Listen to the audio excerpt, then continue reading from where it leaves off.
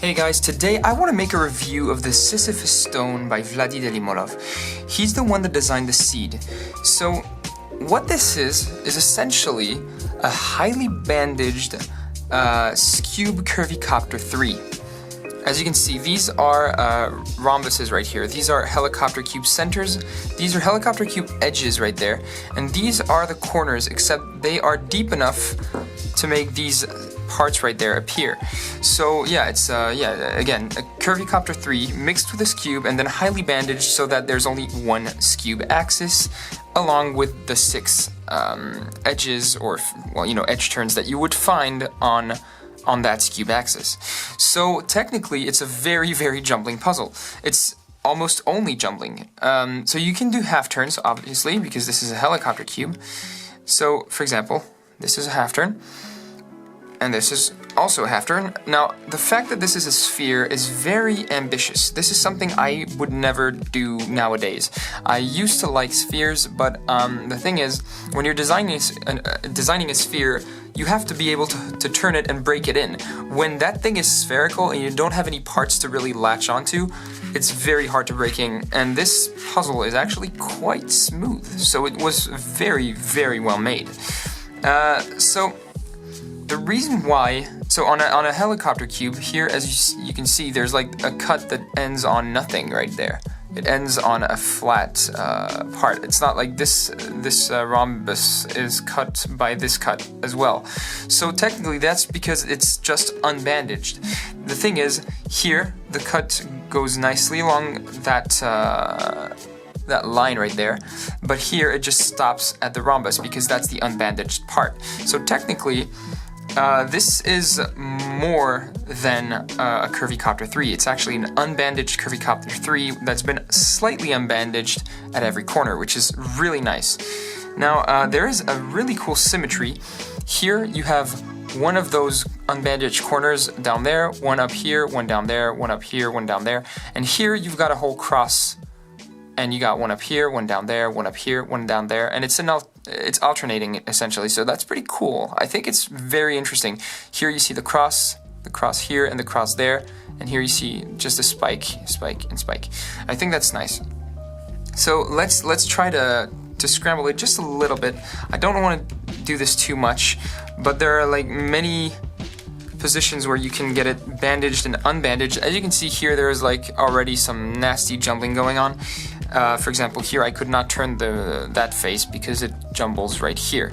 So it's quite complex. Here though, I can turn that, so I can keep scrambling it, and now you can see here it's bandaged again. But out of all of that, there's still something I can do. Let's just align this. It's hard to align when it's spherical. Now I can do a Scube turn, which is actually extremely smooth. I like that turn. Everything clicks nicely into place.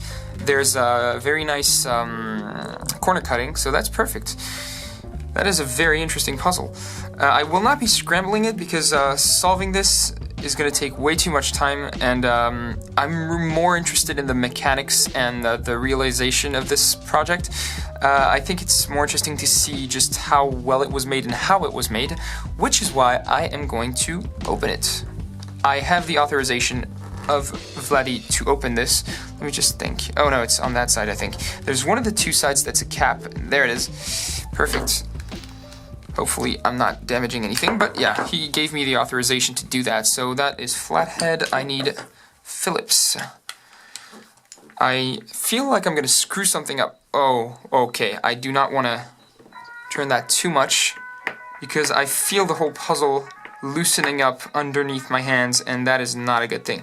Now, something that's really interesting that I've never seen in a 3D printed puzzle before, but, you know, it kind of makes sense, it's that this is a self-tapping screw, which is kind of rough.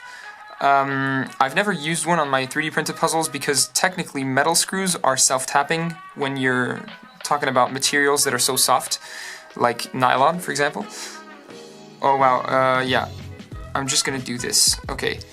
It seems like a part of it popped, so I'm just gonna use that part to show you the mechanism. That's perfect. Nice. Perfect. so I didn't explode it too much, which is great. I am going to put the screw back in though, because I feel like this is going to be a mess to reassemble if I really get it fully disassembled. So I'm just going to put that screw back in and show you how the mechanism works. Okay, so I can see something that's negative though. Those tiny stickers right there, they haven't been super glued, so I'm noticing that some fell off. The blue ones, for example, that one. It wasn't really here when I got it, so you know, it makes sense that these tiny stickers could fall off. I highly recommend coating them with super glue over them, not underneath them. That's one thing I would say that isn't that great with this puzzle. It's the size of the stickers and the fact that they haven't been protected even at that size. But that's the only negative aspect I see right now. So let's see. So this is a classic helicopter cube mechanism. Let me just try to isolate these two parts. This is technically a Curvicopter 3 edge piece, and as you can see, the inside is just like a Curvicopter 3 edge, except it's been split in the middle and it's been unbandaged, and this is actually a corner. And something that's pretty cool is I notice here it's so thin that it had to be split into two parts, and it's funny because this is exactly the method that I used in my my hexical crystal, or what was it? Optical crystal, sorry. So it's exactly the same method that I used because, you know, when walls are too thin, they won't get printed properly. Well, I really like the idea because, well, it's been something. It is an idea that has helped me a lot in the past. So it's very useful, and I can vouch for its usefulness. So these, okay, that's really interesting. I didn't expect that. These helicopter centers. So, you know, they have like a spindle mechanism here, which is normal, but I did not expect them to have two layers of spindle mech. As you can see here, there's like one hook on the outside and one on the inside. That's a bit redundant, but you know, why not? It works, so there's nothing to say about that. I'm just gonna put that one back in. So this is just the, you know, the spindle that's split into 4 parts by the scube cuts. So yeah, it's not something you can really avoid. I'm just gonna use my flathead screwdriver to lever this and get that piece inside. Or maybe I'm gonna have to untighten the screw, but I don't think that's gonna be necessary. Okay, never mind. It is gonna be necessary. All right. I tend to be kind of more careful, like with the puzzles that aren't mine. I'm sure you can understand why. Since this doesn't belong to me, I'm gonna be more careful and just not go too far in my disassembly. So let's just put that back in. So that's just the helicopter cube edge piece that we're just inserting back into its original position. That one feels like it's less sturdy than the rest of the parts, so I'm gonna have to be careful with that one. Alright, same with this piece.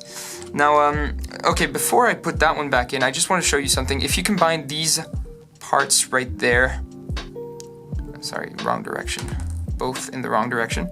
If you combine these parts right there, you get one full helicopter cube corner. Except since this is unbandaged, the corner has been split to add these technically centerpieces that you would find on a cubic version of the Curvicopter 3. So it's interesting to see that it was unbandaged that way. Technically, if you wanted it fully unbandaged, you'd need to unbandage it here, but also here and there. So in all corners, and that would be a mess of, I don't know how many parts, but it would not be functional because there would be too many complex parts that would not really match. So it was only partially unbandaged, which is a very interesting solution. I think it's a very good idea. Now let me just put that back in. I'm not gonna go too hard on that one because again, this is the most fragile part of the puzzle, and I do not want to damage it because this is not mine. All right. Good thing is at least I know how, whoops, that's a slight mistake on my part. I know how fragile this material is, so I can actually manipulate it without worrying too much because I know just how much force I'm allowed to put in there. And even though this material is extremely sturdy, the force that you can apply on it actually doesn't really depend on the part itself, because the thing is, I know it's not going to break in that situation. I just didn't want to apply too much force because I didn't want it to pop. But honestly, these parts are very sturdy. They've been very well built. The outer layer is maybe a bit too thin right there because it's very flexible. I don't know if you can see this. It's very flexible. But the inside, all the hooks are quite big. It's very stable. There's no issues there, so I can't say anything negative about this puzzle on that aspect. So that's a very good thing, in my opinion. Now I need to finish the assembly. I'm gonna untighten it a little bit so that my assembly is facilitated. I can feel the puzzle like falling apart between my hands. Now it's becoming extremely loose, like here, which is not so good, but it is quite nice for an assembly because it really makes it simpler, and yet it's been designed to be very stable despite the looseness, so that is a very good thing as well. Now I'm gonna add that blue piece in. So get it close to an edge because the edges are slightly more flexible than the centers. Alright, so push that in. It's actually quite hard to push in, so it's not the easiest assembly I've had to do, but it's actually quite reasonable. And now that's the last part. This is, I don't even know why I finished with that one. It's not the smartest move, but hey, maybe it's gonna work. Alright, let's just move it away from those centers out there. Untighten this a little bit more, even though I'm getting quite scared because the more you untighten it, the more likely it is to pop, which is not a good thing at all.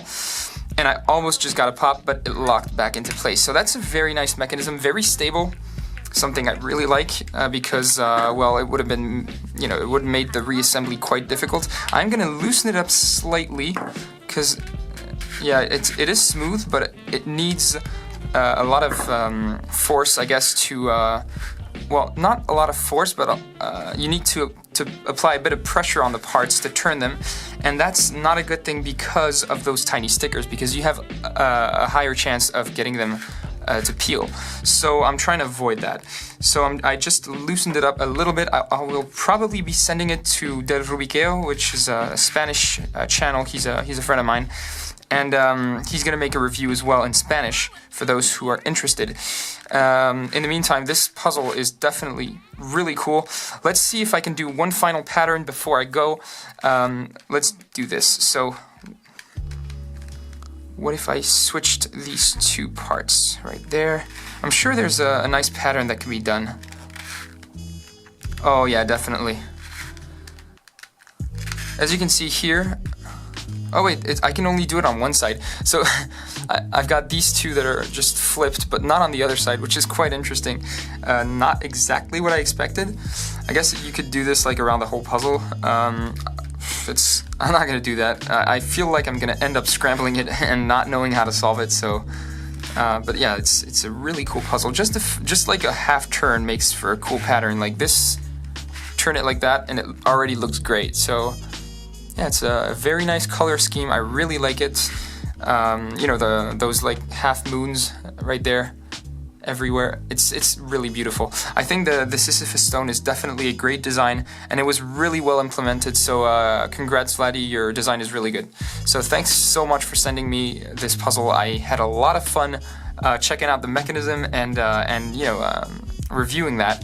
And yeah, to everyone, if you have any custom puzzle you want me to review, please let me know, send me a message. I would be happy to review them. So thanks for watching, guys. I've got Vladdy's channel in the description below. Feel free to check it out, and I will see you guys in the next video.